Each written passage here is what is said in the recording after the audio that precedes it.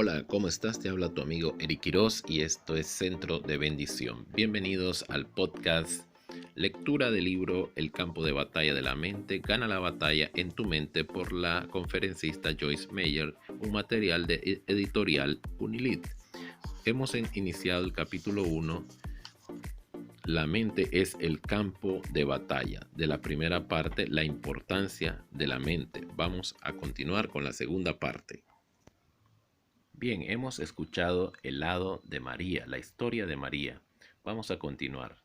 Las armas de la palabra. Si vosotros permanecéis en mi palabra, verdaderamente sois mis discípulos, y conoceréis la verdad, y la verdad os hará libre. Según Juan capítulo 8, verso 31 y 32.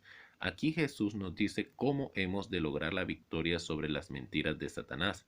Tenemos que adquirir el conocimiento de la verdad de Dios en nosotros, renovar nuestras mentes con su palabra y después emplear las armas que dice 2 Corintios capítulo 10, verso 4 y 5 en la Biblia. Derribar las fortalezas y toda cosa altiva que se levanta contra el conocimiento de Dios. Estas armas son la palabra recibida por medio de prédicas, enseñanzas, libros, audiolibros, podcasts, cintas, seminarios y estudios bíblicos privados. Pero tenemos que perseverar en la palabra hasta que se convierta en la revelación dada por inspiración del Espíritu Santo. Perseverar es importante. En Marcos capítulo 4, verso 24, Jesús dice, la medida de reflexión y estudio con que medís la verdad que escuchás, seréis medidos en virtud y conocimiento. Repito, tenemos que continuar usando el arma de la palabra. Otras dos armas espirituales disponibles para nosotros son la alabanza y la oración. La alabanza y la oración. La alabanza derrota al diablo más rápido que ningún otro plan de batalla, pero tiene que ser genuina alabanza del corazón, no solo de dientes para afuera o un método que se prueba para ver si da resultado. Por otra parte, la alabanza y la oración implican la palabra. Alabamos a Dios de acuerdo con su palabra, lo que leemos y su bondad. La oración es la relación con la divinidad. Es venir y pedir auxilio o hablar con Dios de algo que nos preocupa. Si quieres tener una vida de oración eficaz, desarrolla una buena relación personal con el Padre. Sabe que Él te ama. Tienes que saberlo, que está lleno de misericordia, que te ayudará. Conoce a Jesús. Él es tu amigo. Murió por ti en la cruz. Conoce al Espíritu Santo. Él está contigo en todo tiempo como tu ayudador. Permite que te ayude. Aprende a llenar tus oraciones con la palabra de Dios, lo que está escrito en la Biblia. La palabra de Dios y nuestra necesidad es el fundamento sobre el cual venimos ante Él. Así, nuestras armas son la palabra empleada de varios modos, tal como Pablo nos dice en segunda carta de Corintios. Nuestras armas no son carnales, de carne, son espirituales. Nos hacen falta armas espirituales porque estamos combatiendo contra espíritus maestros. Sí, incluido el mismo demonio. Aún Jesús empleó el arma de la palabra en el desierto, ¿te recuerdas? Para derrotar al diablo, en el Evangelio de Lucas capítulo 4, verso 1 al 13. Cada vez que el diablo le mintió, Jesús respondió con escrito está y le citó la palabra. Volviendo a la historia de María, aprende a usar sus armas. Cuando ella aprenda a usar las armas del Señor, empezará a demoler las fortalezas que han sido erigidas en su mente. Conocerá la verdad que le hará libre. Verá que no todos los hombres son como su padre terrenal. Algunos lo son, pero muchos no. Su esposo, Juan, no lo es. Juan ama mucho a María. Ahora veamos la historia, el lado de Juan. El otro lado de la historia implica a Juan. Él también ha tenido problemas que son factores contribuyentes a la situación que él y María enfrentan en su matrimonio y su hogar y su familia. Juan debería haber tomado su posición como cabeza de familia. Dios lo ha destinado a ser el sacerdote de ese hogar. Juan también ha nacido de nuevo, es cristiano, sabe cuál es el orden adecuado para la vida familiar. Sabe que no debería permitir que su esposa manejara la casa, el presupuesto familiar, a los niños y a él mismo. Sabe todo esto, pero no hace nada al respecto, excepto sentirse derrotado, mostrarse retraído y refugiarse en la televisión y los deportes. Juan se está escondiendo de su responsabilidad porque odia las confrontaciones. Prefiere adoptar una actitud pasiva, pensando, bien, si dejo todo así, quizás se resuelva por sí solo. O inventa excusas por no actuar diciendo, oraré por eso. Por supuesto, es bueno orar, pero no como un modo de evadir nuestras responsabilidades. Permíteme aclararte lo que quiero decir cuando afirmo que Juan debería asumir la posición de Dios linado en el hogar. No me refiero a que él debería presentarse como el señor macho, como el que manda más, como el que nadie le dice nada, alardeando así como el machismo mismo. No, dice Efesios capítulo 5, verso 25, nos enseña que el hombre debe amar a su esposa como Cristo ama a su iglesia. Juan necesita asumir responsabilidad y con la responsabilidad viene la autoridad. Él debe ser firme con su esposa, amoroso pero firme. Debe asegurarle a María que aunque ella ha sido lastimada cuando era niña, al entregarse ante su confianza en él, ganará confianza en que no todos los hombres son como era su padre.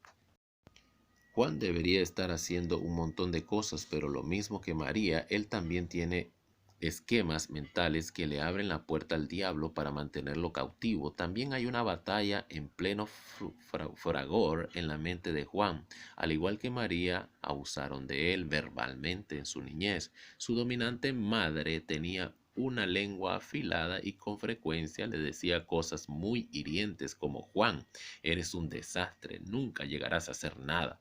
Juan intentó complacer a su madre con todas sus fuerzas porque deseaba ardientemente su aprobación como todos los niños, pero mientras más se esforzaba por lograrlo, más errores cometía. Tenía el hábito de ser desmañado, así que su madre todo el tiempo le repetía qué torpe eres. Por supuesto, él dejaba caer las cosas porque estaba tratando con tanto empeño de complacer que se ponía nervioso y echaba a perder sus intentos. También sufría algunos desafortunados rechazos de niños con quienes deseaba hacer amistad. Ese tipo de cosas nos sucede a la mayoría de nosotros en algún momento de nuestras vidas, pero para Juan fue devastador porque ya había sufrido el rechazo de su madre. Y también hubo una chica que le gustaba de veras en sus años de escuela superior, quien lo rechazó por otro muchacho.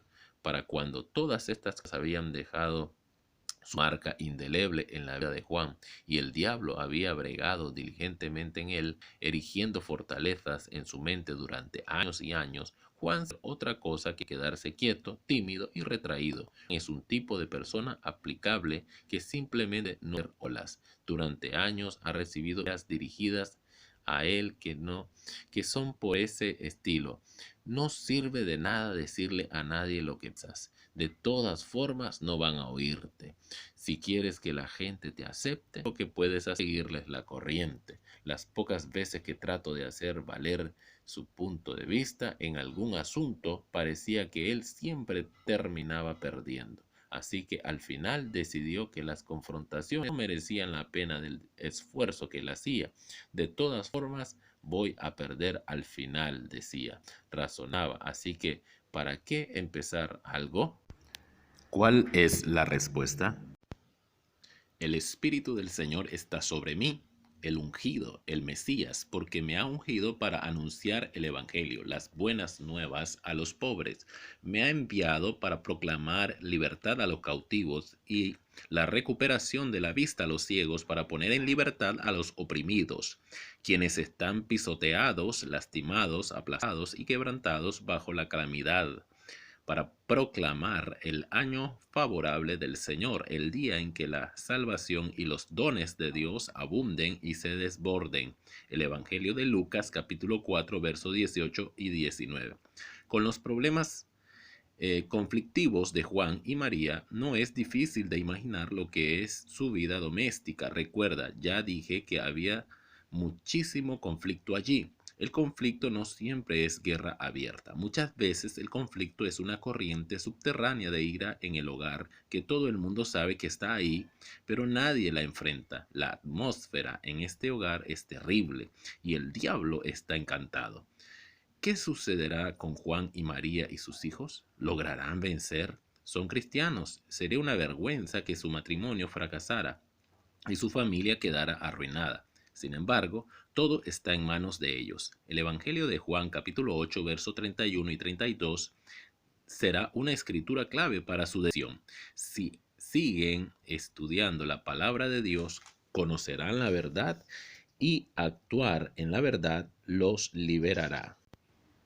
Pero ambos tienen que enfrentar la verdad acerca de sí mismos y sus pasados, mientras Dios se lo revela. La verdad siempre se revela mediante la palabra, pero tristemente la gente no siempre la acepta. Es un proceso doloroso enfrentarnos a nuestras faltas y lidiar con ellas. Hablando en general, la gente justifica la mala conducta, permite que su pasado y su crianza afecten negativamente el resto de su vida. Nuestro pasado puede explicar por qué estamos sufriendo, pero no podemos usarlo como excusa para permanecer atados. Nadie tiene excusa porque Jesús siempre está listo para cumplir su promesa de liberar a los cautivos. Él andará con nosotros mientras atravesamos la meta de victoria en cualquier campo si estamos dispuestos a llegar hasta el fin con Él. La vía de escape. No os ha sobrevenido ninguna tentación, ninguna prueba que nos incite al pecado, no importa cómo se presente o a dónde conduzca, que no sea común a los hombres, o sea, ninguna tentación o prueba se te ha presentado que esté más allá de la resistencia humana y que no se ajuste, ni adapte, ni permanezca a la experiencia humana, ni sea tal que un hombre no pueda resistirla. Y fiel es Dios a su palabra y su naturaleza compasiva, y podemos confiar en que Él no permitirá que vosotros seáis tentados más allá de lo que podéis soportar, sino que siempre con la tentación proveerá también la vía de escape, una forma de huir a un lugar seguro, a fin de que podáis resistirla, dice la Escritura, la Biblia, en primera carta de Corintios capítulo 10, verso 13. Espero que veas en este ejemplo en forma de parábola de cómo Satanás se aprovecha de nuestras circunstancias y edifica fortalezas en nuestras vidas, cómo libra la guerra en el campo de batalla de la mente. Pero gracias a Dios tenemos armas para echar abajo las fortalezas. Dios no nos abandona ni nos deja indefensos. En Primera de Corintios, Dios nos promete que no permitirá que seamos tentados más allá de lo que podamos soportar, sino que con cada tentación también proporcionará una vía de escape, la huida. Cualquiera de nosotros pudiera ser María o Juan. Estoy seguro de que la mayoría de nosotros encuentra familiar algo de esta escena. Sus problemas son internos, radican en sus pensamientos y actitudes. Su conducta exterior es únicamente el resultado de su vida interior.